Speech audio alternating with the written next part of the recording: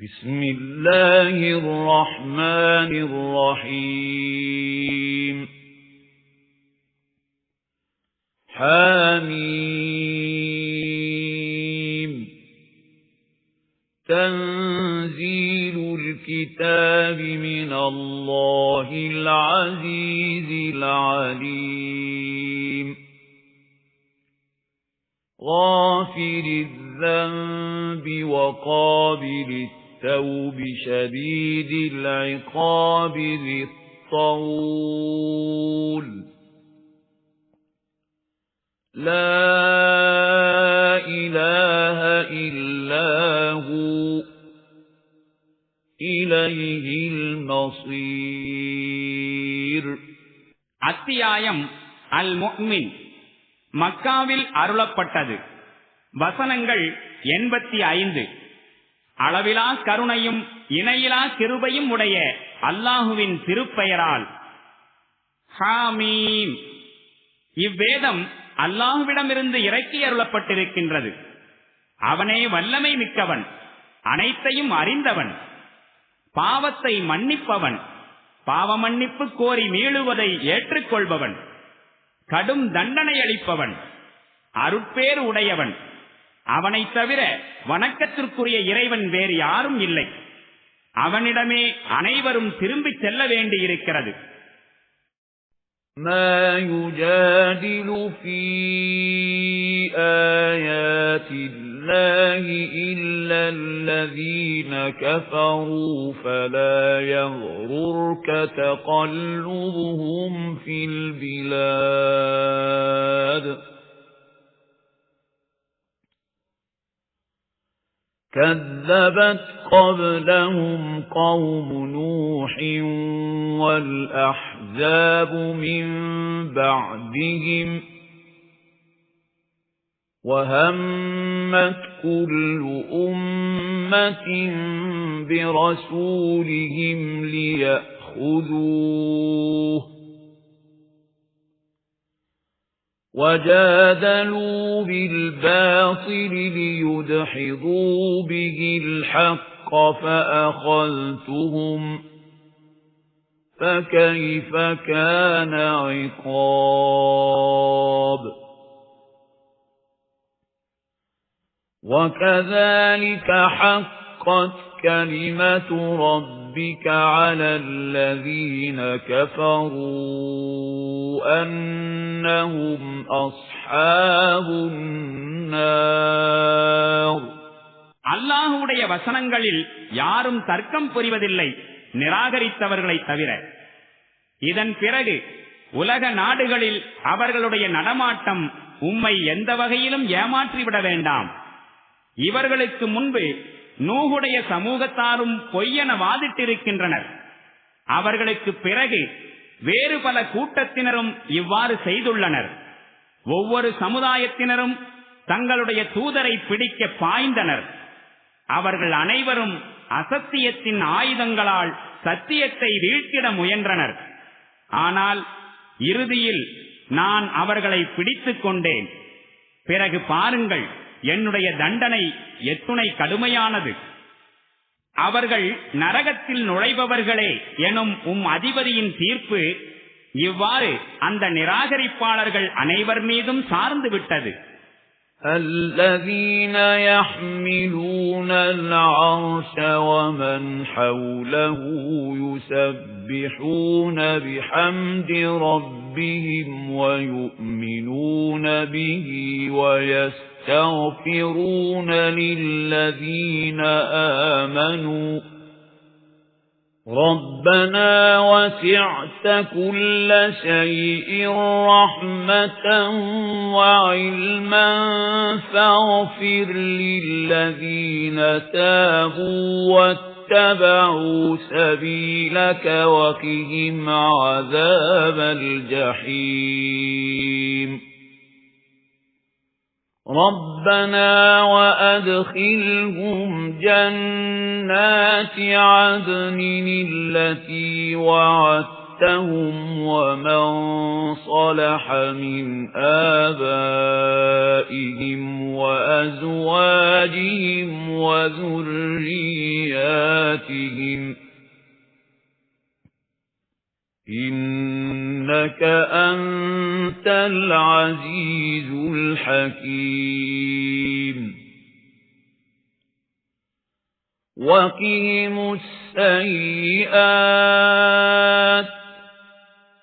وَمَنْ تَقِ السَّيِّئَاتِ يَوْمَئِذٍ فَقَدْ رَحِمْتَهُ وَذَلِكَ هُوَ الْفَوْزُ الْعَظِيمُ அரிசை சுமந்து கொண்டிருக்கும் வானவர்களும் அதனை சுற்றி இருப்பவர்களும் தம் இறைவனை புகழ்ந்து துதித்துக் கொண்டிருக்கிறார்கள்.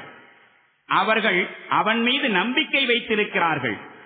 மேலும் இறை நம்பிக்கை கொண்டவர்களுக்காக பாவ மன்னிப்பு கோருகிறார்கள். அவர்கள் கூறுகிறார்கள், எங்கள் அதிபதியே, உனது கருணையாலும் உனது ஞானத்தினாலும் எல்லாவற்றையும் சூழ்ந்திருக்கிறாய். எவர்கள் பாவ மன்னிப்பு கோரி உன்னுடைய வழியை பின்பற்றினார்களோ அவர்களை மன்னிப்பாயாக. மேலும் அவர்களை நரக வேதனையிலிருந்து காப்பாற்றுவாயாக. மேலும் நீ அவர்களுக்கு வாக்களித்த நிலையான சுவனங்களில் அவர்களை நுழையச் செய்வாயாக. அவர்களுடைய தாய் தந்தையர்களிலும் மனைவியரிலும் மற்றும் அவர்களுடைய வழி தோன்றல்களிலும் நல்லவர்களாயிருப்பவர்களையும் அவர்களுடன் சுவனத்தில் சேர்த்து வைப்பாயாக. சின்னமாக நீ வலிமை மிக்கவனாகவும் நுண்ணறிவாளனாகவும் இருக்கிறாய். மேலும் நீ அவர்களை தீமைகளிலிருந்து காப்பாற்றுவாயாக. மறுமை நாளில் எவரை நீ தீமைகளிலிருந்து காப்பாற்றுகிறாயோ அவர் மீது பெருங்கருணையை பொழிந்து விட்டாய். இதுவே மகத்தான வெற்றியாகும். இன்னல்லதீன கஃபரூ யுனாதௌன லமக்துல்லாஹி அக்பரு மின் மக்திக்கும் அன்ஃபுஸகும் இஸ் துதஊன இலல் ஈமானி ஃபதக்ஃபுரூன் قالوا ربنا أمتنا اثنتين وأحييتنا اثنتين فاعترفنا بذنوبنا فهل إلى خروج من سبيل ذلكم بأنه إذا دعي الله وحده كفرتم وإن يشرك به تؤمنوا فالحكم لله العلي الكبير. எவர்கள் நிராகரித்தார்களோ அவர்களை மறுமை நாளில் அழைத்து கூறப்படும். இறை நம்பிக்கை கொள்ளுமாறு உங்களுக்கு அழைப்பு விடுக்கப்பட்ட போது நீங்கள் நிராகரித்துக் கொண்டிருந்தீர்கள். அப்போது அல்லாஹ் உங்கள் மீது கொண்ட கோபம் இன்று நீங்கள் உங்கள் மீது கொள்கின்ற கோபத்தை விடவும் கடுமையானது. அவர்கள் கூறுவார்கள், எங்கள் இறைவா, நீ உண்மையில் எங்களுக்கு 2 தடவை இறப்பும் 2 தடவை வாழ்வும் அளித்து விட்டாய். இப்போது நாங்கள் எங்கள் தவறுகளை ஒப்புக்கொள்கிறோம். இனி இங்கிருந்து வெளியேறுவதற்கு ஏதேனும் வழி உண்டா? பதில் கூறப்படும், இந்நிலை உங்களுக்கு ஏற்பட்டதற்கு காரணம் ஏக அல்லாஹ்வின் பக்கம் மட்டும் அழைக்கப்பட்ட போது நீங்கள் ஏற்க மறுத்ததும் அவனோடு மற்றவர்களையும் சேர்த்துக் கொள்ளப்பட்ட போது அதை ஏற்றுக்கொண்டதும் தான். இனி தீர்ப்பு வழங்குவது மேலானவனும் உயர்ந்தவனுமாகிய அல்லாஹ்வின் அதிகாரத்தில் உள்ளது. هُوَ الَّذِي يُرِيكُمْ آيَاتِهِ وَيُنَزِّلُ لَكُم مِّنَ السَّمَاءِ رِزْقًا وَمَا يَتَذَكَّرُ إِلَّا مَن يُنِيبُ فَادْعُوا اللَّهَ مُخْلِصِينَ لَهُ الدِّينَ وَلَوْ كَرِهَ الْكَافِرُونَ. அவன்தான் உங்களுக்கு தன்னுடைய சான்றுகளை காண்பிக்கின்றான். மேலும் வானத்திலிருந்து உங்களுக்காக உணவை இறக்குகிறான். ஆனால் அல்லாஹ்வின் பக்கம் திரும்புகிறவன் மட்டுமே இந்த சான்றுகளை கொண்டு படிப்பினை பெறுகிறான். எனவே அல்லாஹ்வின் பக்கம் திரும்புகின்றவர்களே, உங்கள் தீனை அல்லாஹ்வுக்கே உரித்தாக்கிய வண்ணம் அவனையே அழையுங்கள். உங்களுடைய இந்த செயல் இறை நிராகரிப்பாளர்களுக்கு எவ்வளவு வெறுப்பூட்டக்கூடியதாய் இருந்தாலும் சரியே. رفيع الدرجات ذو العرش يلقي الروح من أمره على من يشاء من عباده لينذر يوم التلاق يوم هم بارزون لا يخفى على الله منهم شيء لمن الملك اليوم لله الواحد القهار. அவன் உயர்ந்த அந்தஸ்துகளை உடையவன், அரிசின் உரிமையாளன். அவன் தன்னுடைய அடியார்களில் தான் நாடுகின்றவர் மீது தனது கட்டளையால் ரூஹை இறக்கி வைக்கிறான். சந்திக்கவிருக்கும் நாளை குறித்து அவர் எச்சரிக்கை செய்ய வேண்டும் என்பதற்காக. அந்நாளிலோ மக்கள் எந்த திரையுமின்றி வெளிப்பட்டு விடுவார்கள். அவர்களுடைய எந்த விஷயமும் அல்லாஹுவை விட்டு மறைந்திருக்காது. அன்று அழைத்து கேட்கப்படும், இன்று ஆட்சி அதிகாரம் யாருக்குரியது? அனைத்துலகமும் கூறும், எல்லாவற்றையும் அடக்கியாளும் ஏகனாகிய அல்லாஹ்விற்குரியது. اليوم تجزى كل نفس بما كسبت لا ظلم اليوم إن الله سريع الحساب. وأنذرهم يوم الآزفة إذ القلوب لدى الحناجر كاظمين ما للظالمين من حميم ولا شفيع يطاع يعلم خائنة الأعين وما تخفي الصدور والله يقضي بالحق والذين يدعون من دونه لا يقضون بشيء إن الله هو السميع البصير. அப்போது கூறப்படும், இன்று ஒவ்வொரு மனிதனுக்கும் அவன் எதை சம்பாதித்தானோ அதற்குரிய கூலி வழங்கப்படும். இன்று எவர் மீதும் எந்தவித அநீதியும் ஏற்படாது. சின்னமாக அல்லாஹ் கணக்கு வாங்குவதில் மிக விரைவானவன். நபியே, அண்மித்து விட்டிருக்கும் அந்த நாளினை குறித்து இவர்களுக்கு நீர் எச்சரிக்கை செய்வீராக. அன்றோ இதயங்கள் தொண்டையை அடைத்துக் கொள்ளும். மேலும் மக்கள் துக்கத்தை மென்று விழுங்கிக் கொண்டிருப்பார்கள். அப்போது கொடுமைக்காரர்களுக்கு இரக்கம் காட்டுகிற எந்த நண்பனும் கிடைக்க மாட்டான். ஏற்றுக்கொள்ளத்தக்க எந்த பரிந்துரையாளனும் கிடைக்க மாட்டான். கண்களின் கள்ளத்தனங்களையும் நெஞ்சங்கள் மறைத்து வைத்திருப்பவற்றையும் அல்லாஹ் அறிகின்றான். மேலும் அல்லாஹ் பாரபட்சமின்றி துல்லியமான தீர்ப்பு வழங்குவான். ஆனால் அல்லாஹுவை விடுத்து யாரை இவர்கள் இணை வைப்பாளர்கள் அழைக்கிறார்களோ அவர்கள் எந்த விஷயத்திலும் தீர்ப்பு வழங்கக்கூடியவர்கள் அல்லர். ஐயமின்றி அல்லாஹுதான் அனைத்தையும் கேட்பவனாகவும் பார்ப்பவனாகவும் இருக்கின்றான். أَوَلَمْ يَسِيرُوا فِي الْأَرْضِ فَيَنظُرُوا كَيْفَ كَانَ عَاقِبَةُ الَّذِينَ كَانُوا مِنْ قَبْلِهِمْ كَانُوا هُمْ أَشَدَّ مِنْهُمْ قُوَّةً وَآثَارًا فِي الْأَرْضِ فَأَخَذَهُمُ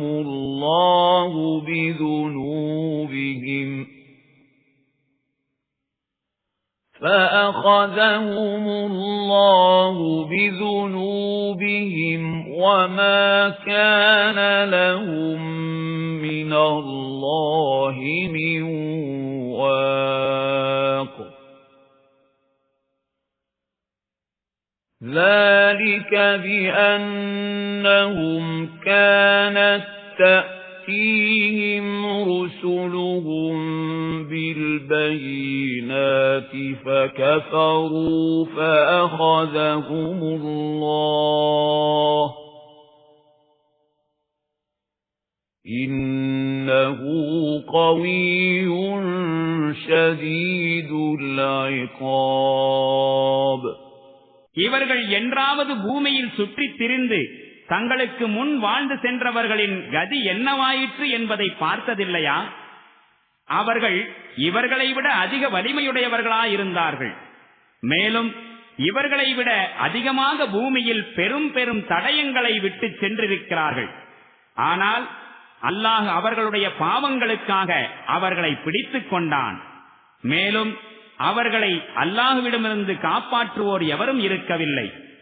அவர்களுக்கு நேர்ந்த இந்த கதிக்கு காரணம் அவர்களிடம் அவர்களுடைய தூதர்கள் தெளிவான சான்றுகளை கொண்டு வந்திருந்தும் அவர்கள் ஏற்க மறுத்துவிட்டதுதான். இறுதியில் அல்லாஹ் அவர்களை பிடித்துக் கொண்டான். சின்னமாக அவன் வலிமை மிக்கவனாகவும் கடுமையாக தண்டிப்பவனாகவும் இருக்கிறான். وَلَقَدْ أَرْسَلْنَا مُوسَى بِآيَاتِنَا وَسُلْطَانٍ مُبِينٍ إِلَى فِرْعَوْنَ وَهَامَانَ وَقَارُونَ فَقَالُوا سَاحِرٌ كَذَّابٌ فَلَمَّا جَاءَهُم بِالْحَقِّ مِنْ عِندِنَا قَالُوا اقْتُلُوا أَبْنَاءَ الَّذِينَ آمَنُوا مَعَهُ وَاسْتَحْيُوا نِسَاءَهُمْ وَمَا كَيْدُ الْكَافِرِينَ إِلَّا فِي ضَلَالٍ. சின்னமாக நாம் மூசாவை நம் அத்தாட்சிகளுடனும் தெளிவான நியமன சான்றுகளுடனும் ஃபிரவுன், ஹாமான், காரூன் ஆகியோரிடம் அனுப்பினோம். ஆனால் அவர்கள் கூறிவிட்டார்கள், சூனியக்காரர், பெரும் பொய்யர் என்று. பின்னர் அவர் நம்மிடமிருந்து சத்தியத்தை அவர்களிடம் கொண்டு வந்தபோது அவர்கள் கூறினார்கள், எவர்கள் நம்பிக்கை கொண்டு இவர்களுடன் சேர்ந்து விட்டார்களோ அவர்கள் அனைவரின் ஆண் மக்களையும் கொன்றுவிடுங்கள், பெண் மக்களை உயிரோடு விட்டுவிடுங்கள். ஆனால் நிராகரிப்பாளர்களின் சூழ்ச்சி வீணாகவே போயிற்று. وَقَالَ فِرْعَوْنُ ذَرُونِي أَقْتُلْ مُوسَى وَلْيَدْعُ رَبَّهُ إِنِّي أَخَافُ أَن يُبَدِّلَ دِينَكُمْ أَوْ أَن يُظْهِرَ فِي الْأَرْضِ الْفَسَادَ. ஃபிரவுன் ஒரு நாள் தன் அவையோரிடம் கூறினான், விடுங்கள் என்னை, நான் இந்த மூசாவை கொன்று விடுகின்றேன். அவர் அழைத்து பார்க்கட்டும் தன் அதிபதியை. இவர் உங்கள் மார்க்கத்தை மாற்றி விடுவார் அல்லது நாட்டில் அராஜகம் விளைவிப்பார் என்று நான் அஞ்சுகிறேன்.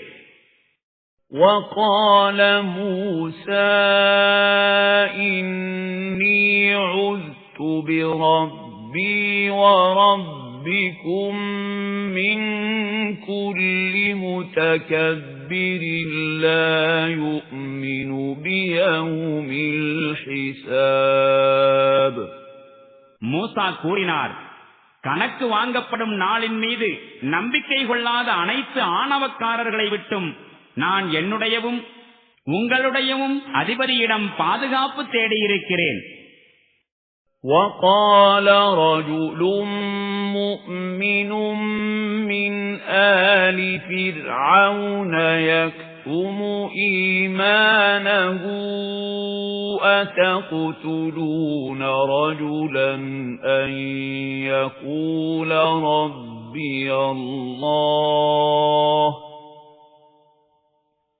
أَتَقْتُلُونَ رَجُلًا أَن يَقُولَ رَبِّيَ اللَّهُ وَقَدْ جَاءَكُم بِالْبَيِّنَاتِ مِن رَّبِّكُمْ وَإِن يَكُ كَاذِبًا فَعَلَيْهِ كَذِبُهُ وَإِن يَكُ صَادِقًا يُصِبْكُم بَعْضُ الَّذِي يَعِدُكُمْ إِنَّ اللَّهَ لَا يَهْدِي مَنْ هُوَ مُسْرِفٌ كَذَّابٌ.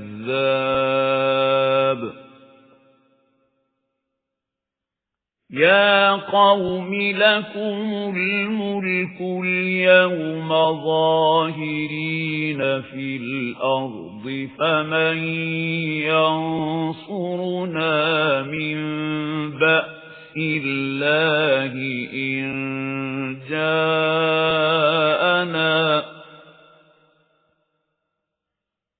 قَالَ فِرْعَوْنُ مَا أُرِيكُمْ إِلَّا مَا أَرَى وَمَا أَهْدِيكُمْ إِلَّا سَبِيلَ الرَّشَادِ.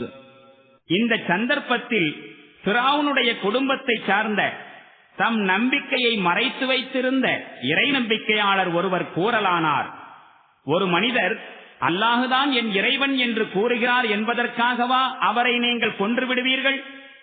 அவரோ உங்களுடைய இறைவனின் சார்பிலிருந்து உங்களிடம் தெளிவான சான்றுகளை கொண்டு வந்திருக்கிறார். அவர் பொய்யராயிருந்தால் அவருடைய பொய் அவருக்கே கேடாக அமையும். ஆனால் அவர் உண்மையாளராயிருந்தால் எந்த பயங்கரமான விளைவுகளை குறித்து அவர் உங்களை எச்சரிக்கை செய்கிறாரோ அவற்றில் சில அவசியம் உங்களை பீடிக்கவே செய்யும். எவன் வரம்பு மீறுபவனாகவும் பெரும் பொய்யனாகவும் இருக்கின்றானோ அவனுக்கு அல்லாஹ் நேர்வழி காட்டுவதில்லை. என் சமுதாய மக்களே, இன்று உங்களுக்கு ஆட்சி அதிகாரம் இருக்கிறது. பூமியில் நீங்கள் மேலோங்கியவர்களாயிருக்கிறீர்கள். ஆனால் இறைவனுடைய தண்டனை நம் மீது வந்துவிட்டால் நமக்கு உதவக்கூடியவர் யார் இருக்கிறார்? ஃபிரௌன் கூறினான், எனக்கு பொருத்தமாக தென்படுகின்ற கருத்தைத்தான் நான் உங்களுக்கு தெரிவிக்கின்றேன். மேலும் நேரான வழியைத்தான் நான் உங்களுக்கு காண்பிக்கின்றேன். وَقَالَ الَّذِي آمَنَ يَا قَوْمِ إِنِّي أَخَافُ عَلَيْكُمْ مِثْلَ يَوْمِ الْأَحْزَابِ مثل دأب قوم نوح وعاد وثمود والذين من بعدهم وما الله يريد ظلما للعباد ويا قوم إني أخاف عليكم يوم التناد يَوْمَ تُوَلُّونَ مُدْبِرِينَ مَا لَكُمْ مِنَ اللَّهِ مِنْ عَاصِمٍ وَمَن يُضْلِلِ اللَّهُ فَمَا لَهُ مِنْ هَادٍ وَلَقَدْ جَاءَكُمْ يُوسُفُ مِنْ قَبْلُ بِالْبَيِّنَاتِ فَمَا زِلْتُمْ فِي شَكٍّ مِّمَّا جَاءَكُمْ بِهِ حَتَّى إِذَا هَلَكَ قُلْتُمْ لَن يَبْعَثَ اللَّهُ مِن بَعْدِهِ رَسُولًا كَذَلِكَ يُضِلُّ اللَّهُ مَنْ هُوَ مُسْرِفٌ مُرْتَابٌ الَّذِينَ يُجَادِلُونَ فِي آيَاتِ اللَّهِ بِغَيْرِ سُلْطَانٍ أَتَاهُمْ كَبُرَ مَقْتًا عِندَ اللَّهِ وَعِندَ الَّذِينَ آمَنُوا كَذَلِكَ يَطْبَعُ اللَّهُ عَلَى كُلِّ قَلْبِ مُتَكَبِّرٍ جَبَّارٍ இறை நம்பிக்கை கொண்டிருந்த அந்த மனிதர் கூறினார், என்னுடைய சமுதாய மக்களே, இதற்கு முன் பல கூட்டத்தார்களின் மீது வந்த அந்த நாள் உங்களின் மீதும் வந்துவிடுமோ என்று நான் அஞ்சுகின்றேன். நூஹின் சமூகத்தினர், ஆது சமூது சமூகத்தினர் மற்றும் அவர்களுக்கு பின் வந்த சமுதாயத்தினர் ஆகியோர் மீது வந்த நாளை போன்று. மேலும் உண்மையில் அல்லாஹ் தன்னுடைய அடியார்களுக்கு எந்த அநீதியும் இழைக்க வேண்டும் என்று கருதுவதில்லை. மேலும் என் சமூகத்தாரே, அழுது புலம்பி ஒருவர் மற்றவரை அழைக்கும் நாள் உங்களுக்கு வந்துவிடுமோ என்று நான் அஞ்சுகிறேன். அன்று நீங்கள் திரும்பி பாராமல் ஓடிக்கொண்டிருப்பீர்கள். ஆனால் அவ்வேளை அல்லாஹுவிடமிருந்து உங்களை காப்பாற்றுவோர் எவரும் இருக்க மாட்டார். உண்மை யாதெனில், எவனை அல்லாஹு வழிகெடுக்கின்றானோ அவனுக்கு வழிகாட்டுபவர் எவரும் இருப்பதில்லை. இதற்கு முன் யூசுப் உங்களிடம் தெளிவான சான்றுகளை கொண்டு வந்திருந்தார். ஆனால் நீங்கள் அவர் கொண்டு வந்த அறிவுரைகள் குறித்து சந்தேகத்தில் விழுந்து கிடந்தீர்கள். பிறகு அவர் மரணமடைந்த போது நீங்கள் கூறினீர்கள், அவருக்கு பின் அல்லாஹ் எந்த தூதரையும் ஒருபோதும் அனுப்ப மாட்டான் என்று. இவ்வாறு வரம்பு மீறுவோர், ஐயம் கொள்வோர் அனைவரையும் அல்லாஹ் வழிகேட்டில் தள்ளுகிறான். அவர்கள் எத்தகையவர்கள் எனில், அல்லாஹுவின் வசனங்களை குறித்து தர்க்கம் புரிகிறார்கள். எவ்வித சான்றும் ஆதாரமும் தங்களிடம் வராமலேயே. இந்த நடத்தை அல்லாஹுவிடமும் மற்றும் நம்பிக்கை கொண்டோரிடமும் மிகவும் வெறுப்புக்குரியதாகும். இவ்வாறே ஒவ்வொரு ஆணவக்காரனுடையவும் கொடுங்கோலனுடையவும் உள்ளத்தின் மீது அல்லாஹு முத்திரையிட்டு விடுகின்றான். وَقَالَ فِرْعَوْنُ يَا آمَانُ ابْنِ لِي صَرْحًا لَعَلِّي أَبْلُغُ الْأَسْبَابَ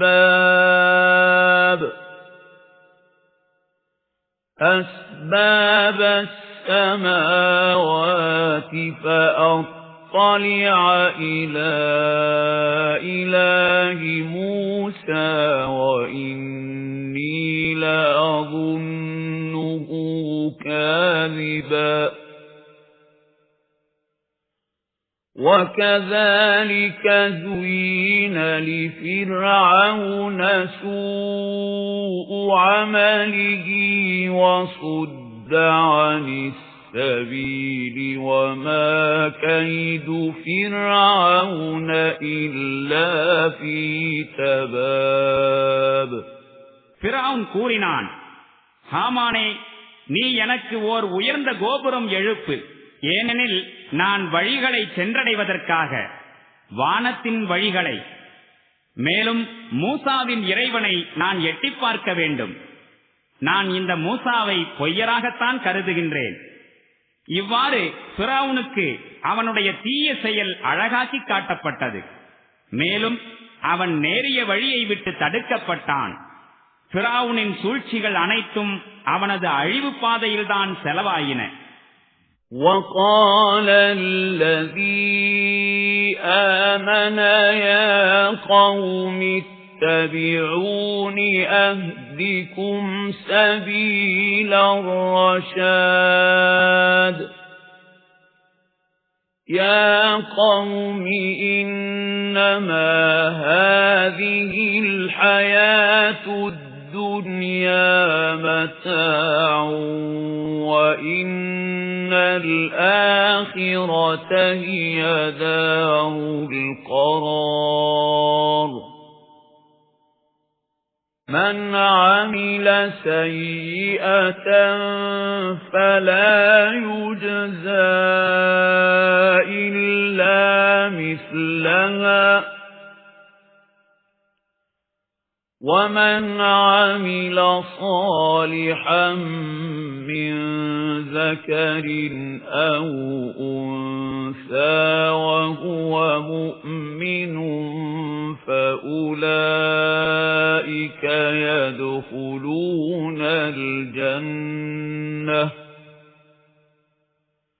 فَأُولَئِكَ يدخلون الجنة يرزقون فيها بغير حساب.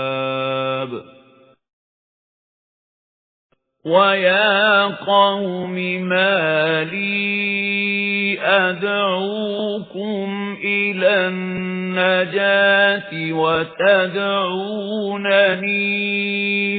إِلَى النَّارِ تَدْعُونَنِي لِأَكْفُرَ بِاللَّهِ وَأُشْرِكَ بِهِ مَا لَيْسَ لِي بِهِ عِلْمٌ وَأَنَا أَدْعُوكُمْ إِلَى الْعَزِيزِ الْغَفَّارِ. لَا جَرَمَ أَنَّمَا تَدْعُونَنِي إِلَيْهِ لَيْسَ لَهُ دَعْوَةٌ فِي الدُّنْيَا وَلَا فِي الْآخِرَةِ وَأَنَّ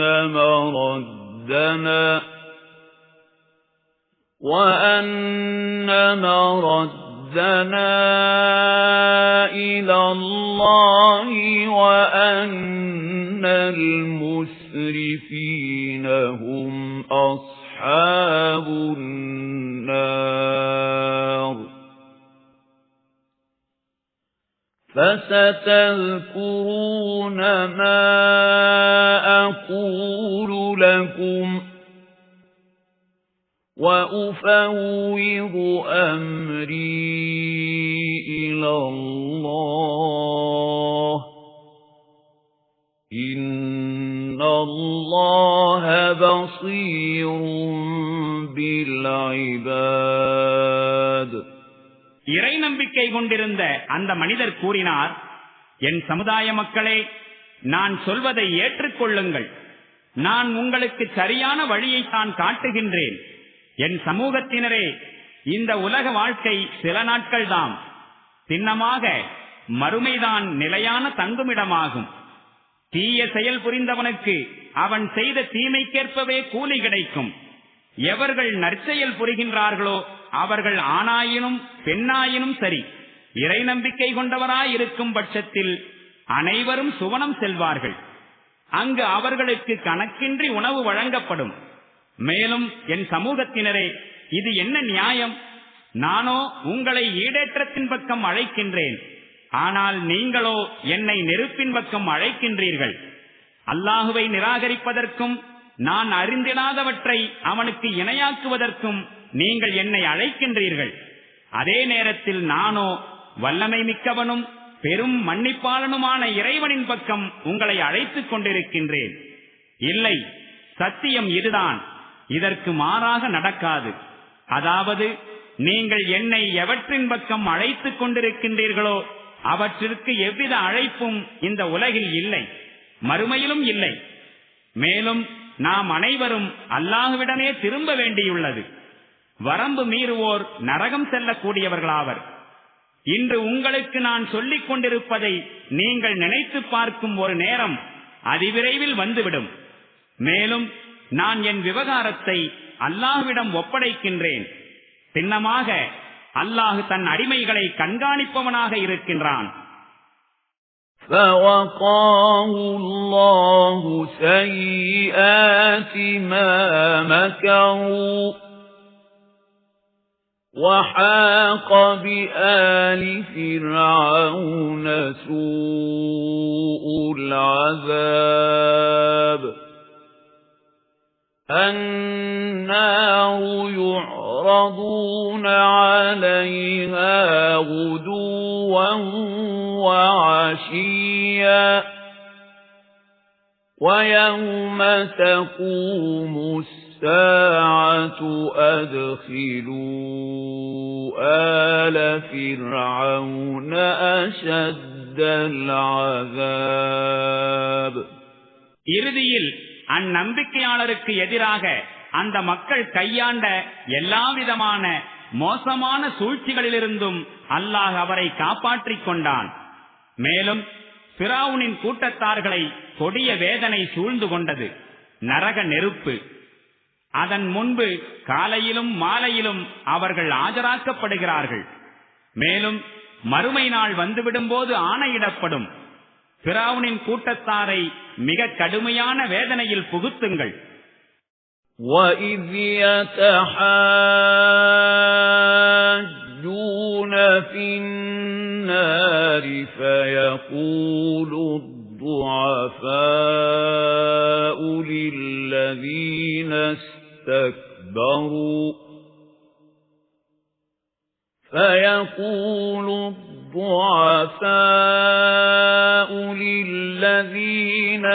اسْتَكْبَرُوا إِنَّا كُنَّا لَكُمْ تَبَعًا فَهَلْ أَنْتُمْ مُغْنُونَ عَنَّا نَصِيبًا مِنَ النَّارِ قَالَ الَّذِينَ اسْتَكْبَرُوا إِنَّا كُلٌّ فِيهَا إِنَّ اللَّهَ قَدْ حَكَمَ بَيْنَ الْعِبَادِ وَقَالَ الَّذِينَ فِي النَّارِ لِخَزَنَةِ جَهَنَّمَ ادْعُوا رَبَّكُمْ يُخَفِّفْ عَنَّا يَوْمًا مِنَ الْعَذَابِ قَالُوا أَوَلَمْ تَكُ تَأْتِيكُمْ رُسُلُكُمْ بِالْبَيِّنَاتِ قَالُوا بَلَى قَالُوا فَادْعُوا وَمَا دُعَاءُ الْكَافِرِينَ إِلَّا فِي ضَلَالٍ. பிறகு நரகத்தில் இவர்கள் ஒருவர் மற்றவருடன் தர்க்கம் செய்து கொண்டிருக்கும் நேரத்தை சற்று நினைத்து பாருங்கள். உலகில் பலவீனர்களாயிருந்த மக்கள் பெரியவர்கள் போல் காட்டிக்கொண்டவர்களை நோக்கி சொல்வார்கள், நாங்கள் உங்களை பின்பற்றுவோராயிருந்தோம், இப்போது இங்கு நரக வேதனையிலிருந்து சிறிதளவாவது எங்களை காப்பாற்றுவீர்களா? பெரியவர்கள் போல் காட்டிக்கொண்டிருந்தவர்கள் பதில் அளிப்பார்கள், நாம் அனைவரும் இங்கு ஒரே நிலையில் இருக்கின்றோம், அல்லாஹ் அடியார்களிடையே தீர்ப்பளித்து விட்டான், மேலும் நரகத்தில் வீழ்ந்து கிடக்கும் அம்மக்கள் நரகத்தின் காவலர்களிடம் கூறுவார்கள், எங்களின் வேதனையை ஒரு நாளைக்கேனும் குறைப்பதற்கு நீங்கள் உங்கள் இறைவனிடம் இறைஞ்சுங்கள். அதற்கு அவர்கள் கேட்பார்கள், உங்களிடம் இறை தூதர்கள் தெளிவான சான்றுகளுடன் வந்து கொண்டிருக்கவில்லையா? அதற்கு அவர்கள் ஆம் என்று பதிலளிப்பார்கள். அப்பொழுது நரகத்தின் காவலர்கள் கூறுவர், அப்படியாயின் நீங்களே இறைஞ்சிக் கொள்ளுங்கள். நிராகரிப்பாளர்களின் இறைஞ்சுதல் பயனற்று போய்விடும். إِنَّا لَنَنصُرُ رُسُلَنَا وَالَّذِينَ آمَنُوا فِي الْحَيَاةِ الدُّنْيَا وَيَوْمَ يَقُومُ الْأَشْهَادُ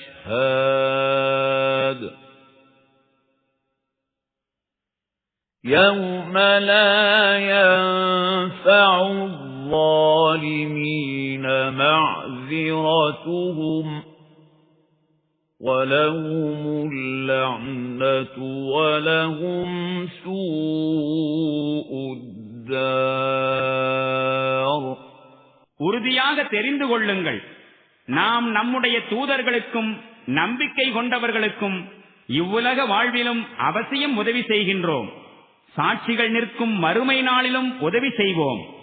அந்நாளில் கொடுமைக்காரர்களுக்கு அவர்களுடைய சாக்கு போக்குகள் எந்த பயனையும் அளித்திட மாட்டார். அவர்கள் மீது சாபம் உண்டாகும். மேலும் மிக மோசமான தங்குமிடம் அவர்களுக்கு கிடைக்கும்.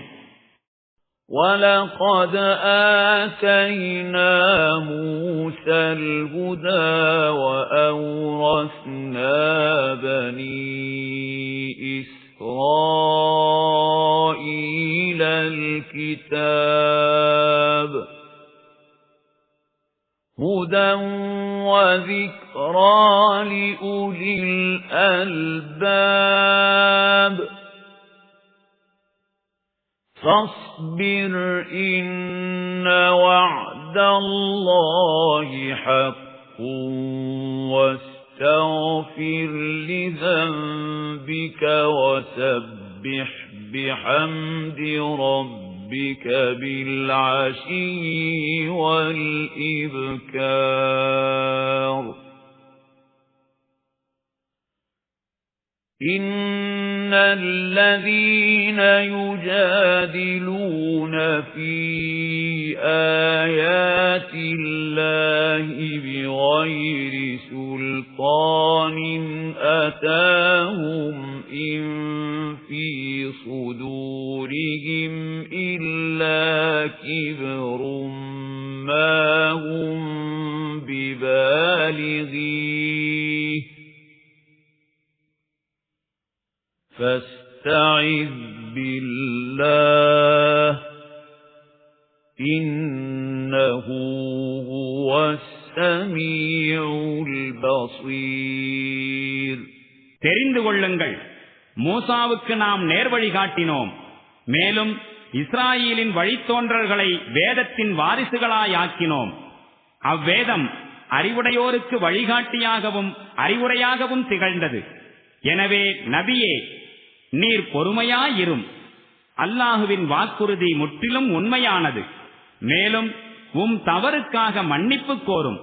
காலையிலும் மாலையிலும் இறைவனை புகழ்வதுடன் அவனை துதித்துக் கொண்டுமிரும். சான்றோ ஆதாரமோ எதுவுமே தங்களிடம் வந்திருக்காத நிலையில் எவர்கள் அல்லாஹுவின் வசனங்களில் தர்க்கம் புரிகின்றார்களோ அவர்களின் நெஞ்சங்களில் தாமே பெரியவர்கள் எனும் அகங்காரம் நிறைந்துள்ளது. ஆனாலும் அவர்கள் அந்த பெருமையை அடையப் போவதில்லை. எனவே நபியே, அல்லாஹ்விடம் பாதுகாப்பு தேடிக்கொள்வீராக. சின்னமாக அவன் அனைத்தையும் பார்ப்பவனாகவும் கேட்பவனாகவும் இருக்கின்றான். لَخَلْقُ السَّمَاوَاتِ وَالْأَرْضِ أَكْبَرُ مِنْ خَلْقِ النَّاسِ وَلَكِنَّ أَكْثَرَ النَّاسِ لَا يَعْلَمُونَ وَمَا يَسْتَوِي الْأَعْمَى البصير والذين آمنوا وعملوا الصالحات ولا المسيء قليلا ما تتذكرون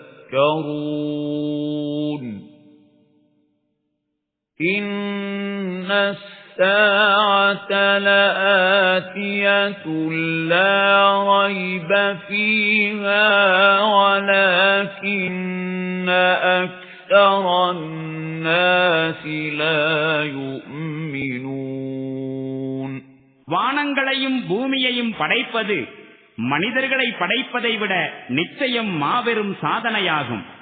எனினும் மக்களில் பெரும்பாலோர் அறிவதில்லை. மேலும் குருடனும் பார்வையுள்ளவனும் சமமாக முடியாது. இறை நம்பிக்கை கொண்டு நற்செயல்கள் புரிந்தவரும் தீயவரும் சமமாக முடியாது. ஆனால் நீங்கள் மிக குறைவாகவே உணர்கின்றீர்கள். சின்னமாக மறுமை நாள் வரத்தான் போகின்றது. அதில் எவ்வித ஐயமும் இல்லை. எனினும் மக்களில் பெரும்பாலோர் ஏற்றுக்கொள்வதில்லை.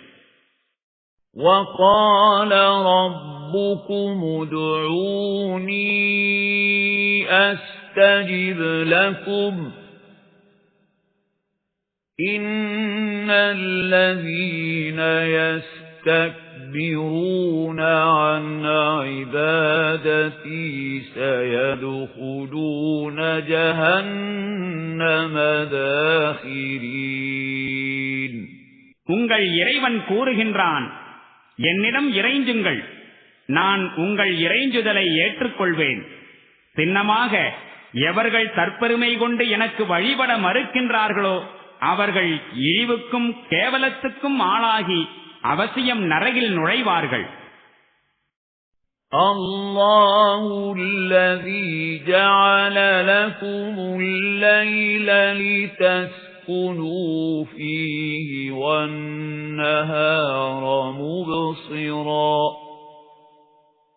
இன்னல்லாஹ லதூ ஃபضْلٍ அலன்-நாஸி வலாகின்ன அக்ஸரன்-நாஸி லா யஷ்குரூன். ذَلِكُمُல்லாهُ رَبُّكُمْ خَالِقُ كُلِّ شَيْءٍ لَا إِلَٰهَ إِلَّا هُوَ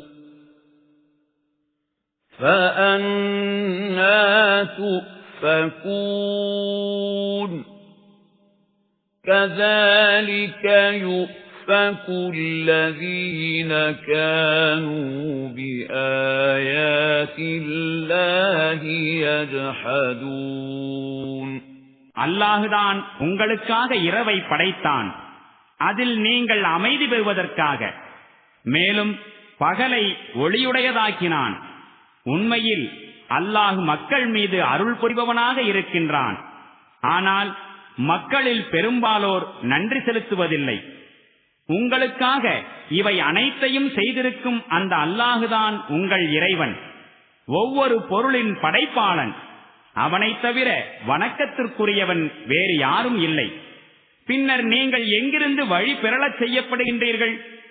இவ்வாறே அல்லாஹுவின் வசனங்களை மறுத்துக் கொண்டிருந்தவர்கள் அனைவரும் வழி பெறச் செய்யப்படுகிறார்கள்.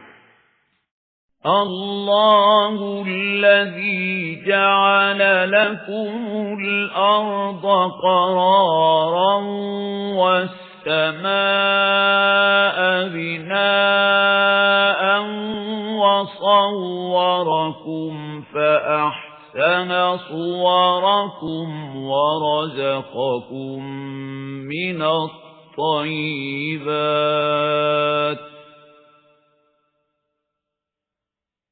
ذلكم الله ربكم فتبارك الله رب العالمين. هُوَ الْحَيُّ لَا إِلَٰهَ إِلَّا هُوَ فَادْعُوهُ مُخْلِصِينَ لَهُ الدِّينَ الْحَمْدُ لِلَّهِ رَبِّ الْعَالَمِينَ. அல்லாஹுதான் உங்களுக்காக பூமியை தங்குமிடமாகவும் மேலே வானத்தை முகடாகவும் அமைத்தான். அவனே உங்களுக்கு வடிவங்கள் அமைத்தான். உங்கள் வடிவங்களை மிகவும் அழகுபட அமைத்தான். மேலும் அவன் உங்களுக்கு தூய்மையான பொருள்களிலிருந்து உணவளித்தான். இவற்றை செய்த அந்த அல்லாஹுதான் உங்கள் இறைவன். அகில உலகங்களுக்கும் அதிபதியாகிய அவனே நித்திய ஜீவனாக இருக்கின்றான். அவனைத் தவிர வணக்கத்திற்குரிய இறைவன் வேறெவரும் இல்லை. ஆகவே அவனிடமே இறைஞ்சுங்கள். உங்களுடைய தீனை கீழ்ப்படிதலை அவனுக்கே உரித்தாக்கியவர்களாய். புகழ் அனைத்தும் அகில உலகங்களின் அதிபதியாகிய அல்லாஹுவுக்கே உரியதாகும். قُلْ إِنِّي نُهِيتُ أَنْ أَعْبُدَ الَّذِينَ تَدْعُونَ مِن دُونِ اللَّهِ لَمَّا جَاءَنِيَ الْبَيِّنَاتُ مِن رَّبِّي وَأُمِرْتُ أَنْ أُسْلِمَ لِرَبِّ الْعَالَمِينَ. நபியே, இம்மக்களிடம் கூறிவிடும், நீங்கள் அல்லாஹுவை விட்டுவிட்டு எவற்றையெல்லாம் அழைக்கின்றீர்களோ அவற்றை வணங்குவதை விட்டு நான் தடுக்கப்பட்டிருக்கின்றேன். என் இறைவனிடமிருந்து தெளிவான சான்றுகள் என்னிடம் வந்திருக்கும் போது நான் இதனை எப்படி செய்ய முடியும்? அகில உலகங்களின் அதிபதியின் முன்னால் கீழ்ப்படிந்துவிட வேண்டும் என நான் பணிக்கப்பட்டிருக்கின்றேன். هُوَ الَّذِي خَلَقَكُم مِّن تُرَابٍ ثُمَّ مِن نُّطْفَةٍ ثُمَّ مِنْ عَلَقَةٍ ثُمَّ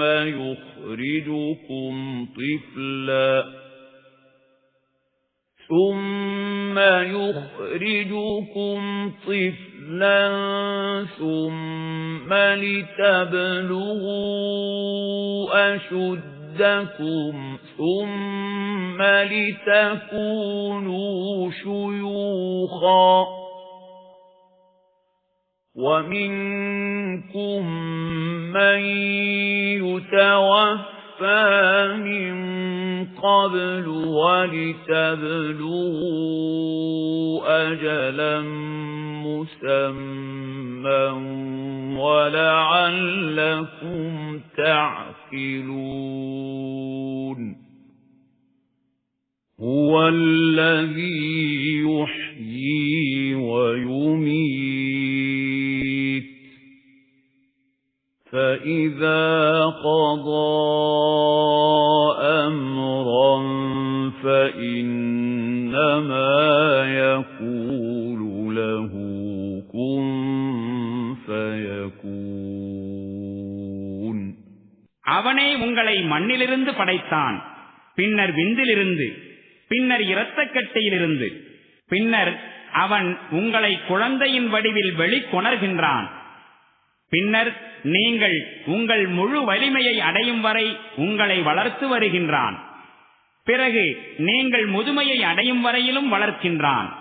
மேலும் உங்களில் சிலர் முன்னதாகவே திரும்ப அழைத்துக் கொள்ளப்படுகின்றனர். எதற்காக இவை அனைத்தும் செய்யப்படுகின்றனவெனில், உங்களுக்காக நிர்ணயிக்கப்பட்ட நேரத்தை நீங்கள் அடைவதற்காகவும் நீங்கள் உண்மையை அறிவதற்காகவும் தான். அவனே வாழ்வளிப்பவனும் மரணிக்கச் செய்பவனும் ஆவான். அவன் எந்த விஷயத்தை தீர்மானித்தாலும் ஆகு என்றுதான் ஆணையிடுகின்றான். உடனே அது ஆகிவிடுகின்றது. أَلَمْ تَرَ إِلَى الَّذِينَ يُجَادِلُونَ فِي آيَاتِ اللَّهِ أَنَّى يُصْرَفُونَ الَّذِينَ كَذَّبُوا بِالْكِتَابِ وَبِمَا أَرْسَلْنَا بِهِ رُسُلَنَا فسوف يعلمون إذ الأغلال في أعناقهم والسلاسل يسحبون في الحميم ثم في النار يسجرون ثم قيل لهم أين ما كنتم تشركون من دون الله قالوا ضلوا عنا بل لم نكن ندعو من قبل شيئا كذلك يضل الله الكافرين ذلكم بما كنتم تفرحون في الأرض بغير الحق وبما كنتم تمرحون ادخلوا أبواب جهنم خالدين فيها فبئس مثوى المتكبرين فاصبر إن وعد الله حق فإما نرينك بعض الذي نعدهم أو نتوفينك فإلينا يرجعون அல்லாஹ்வின் வசனங்களில் தர்க்கம் செய்கின்றவர்களை நேர் பார்க்கவில்லையா? எங்கிருந்து அவர்கள் திசை திருப்பப்படுகின்றார்கள்? இவர்கள் இந்த வேதத்தையும் நாம் நம் தூதர்களுடன் அனுப்பி வைத்திருந்த அனைத்து வேதங்களையும் பொய்யென கூறுகின்றார்கள். விரைவில் இவர்களுக்கு தெரிந்துவிடும். அப்பொழுது அவர்களுடைய கழுத்துக்கள் விலங்குகளாலும் சங்கிலிகளாலும் பிணைக்கப்பட்டிருக்கும். அவர்கள் கொதிநீரின் பக்கம் இழுத்து வரப்படுவார்கள். பின்னர் நரகத்தில் வீசி எறியப்படுவார்கள். அல்லாஹுவை விடுத்து நீங்கள் இணை வைத்துக் கொண்டிருந்த மற்ற கடவுள்கள் இப்போது எங்கே என்று அவர்களிடம் கேட்கப்படும்.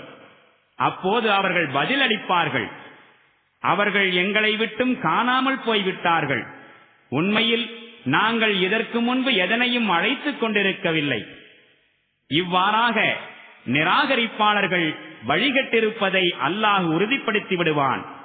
அவர்களிடம் கூறப்படும், உங்களுக்கு இந்த கதி ஏற்பட்டதற்கு காரணம் நீங்கள் உண்மைக்கு மாற்றமானதை கொண்டு மகிழ்ந்து கொண்டிருந்தீர்கள், பூரிப்பில் இருமாந்து கொண்டும் இருந்தீர்கள். இப்போது நரகத்தின் வாயில்களில் நுழையுங்கள், நீங்கள் அதிலேயே நிரந்தரமாக வீழ்ந்து கிடக்க வேண்டியுள்ளது. அகங்காரம் கொண்டவர்களின் தங்குமிடம் மிகவும் கெட்டதாகும். நபியே, பொறுமையை கைக்கொள்ளும். சின்னமாக அல்லாஹுவின் வாக்குறுதி உண்மையானது. எந்த தீய விளைவுகளை பற்றி நாம் இவர்களை அச்சுறுத்திக் கொண்டிருக்கின்றோமோ அவற்றில் சிலவற்றை நாம் கண்ணெதிரில் காட்டித் தந்தாலும் சரி, அல்லது அதற்கு முன்பே உலகை விட்டு உம்மை எடுத்துக் கொண்டாலும் சரி, இவர்கள் நம் பக்கமே திரும்பி வரவேண்டியுள்ளது. وَلَقَدْ أَرْسَلْنَا رُسُلًا مِّن قَبْلِكَ مِنْهُم مَّن قَصَصْنَا عَلَيْكَ وَمِنْهُم مَّن لَّمْ نَقْصُصْ عَلَيْكَ وَمَا كَانَ لِرَسُولٍ أَن يَأْتِيَ بِآيَةٍ إِلَّا بِإِذْنِ اللَّهِ فَإِذَا جَاءَ أَمْرُ اللَّهِ قُضِيَ بِالْحَقِّ وَخَسِرَ هُنَالِكَ الْمُبْطِلُونَ اللَّهُ الَّذِي جَعَلَ لَكُمُ الْأَنْعَامَ لِتَرْكَبُوا مِنْهَا وَمِنْهَا تَأْكُلُونَ وَلَكُمْ فِيهَا مَنَافِعُ وَلِتَبْلُغُوا عَلَيْهَا حَاجَةً فِي صُدُورِكُمْ وَعَلَيْهَا وَعَلَى الْفُلْكِ تُحْمَلُونَ وَيُرِيكُمْ آيَاتِهِ فَأَيَّ آيَاتِ اللَّهِ تُنْكِرُونَ மேலும் நபியே, நாம் உமக்கு முன்பு இறை தூதர்கள் பலரை அனுப்பி இருக்கின்றோம். அவர்களில் சிலரை குறித்து நாம் உமக்கு எடுத்துரைத்திருக்கின்றோம். வேறு சிலரை பற்றி உமக்கு நாம் எடுத்துரைக்கவில்லை. அல்லாஹுவின் அனுமதியின்றி எந்த ஒரு சான்றையும் சுயமாக கொண்டு வரும் ஆற்றல் எந்த தூதருக்கும் இருக்கவில்லை. பிறகு அல்லாஹுவின் கட்டளை வந்தபோது சத்தியத்திற்கேற்ப தீர்ப்பு வழங்கப்பட்டு விட்டது. மேலும் அப்போது தவறு செய்தவர்கள் நஷ்டமடைந்து விட்டார்கள். அல்லாஹுதான் உங்களுக்காக இந்த கால்நடைகளை படைத்திருக்கின்றான். அவற்றில் சிலவற்றின் மீது நீங்கள் சவாரி செய்வதற்காகவும் வேறு சிலவற்றின் இறைச்சியை நீங்கள் உண்பதற்காகவும். அவற்றில் உங்களுக்கு இன்னும் பல பயன்கள் உள்ளன. உங்கள் இதயம் விரும்புகின்ற இடத்தை நீங்கள் அடைவதற்கு அவற்றின் மீது சவாரி செய்கிறீர்கள். அந்த கால்நடைகளின் மீதும் கப்பல்களின் மீதும் நீங்கள் ஏற்றிச் செல்லப்படுகின்றீர்கள்.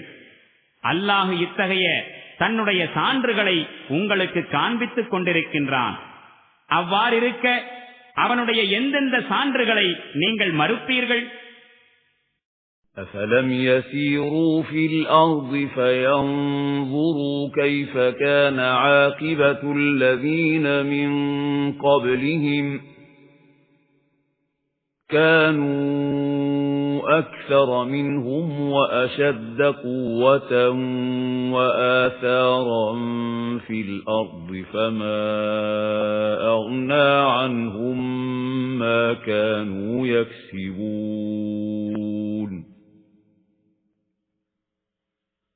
فَلَمَّا جَاءَتْهُمْ رُسُلُهُم بِالْبَيِّنَاتِ فَرِحُوا بِمَا عِندَهُم مِّنَ الْعِلْمِ وَحَاقَ بِهِم مَّا كَانُوا بِهِ يَسْتَهْزِئُونَ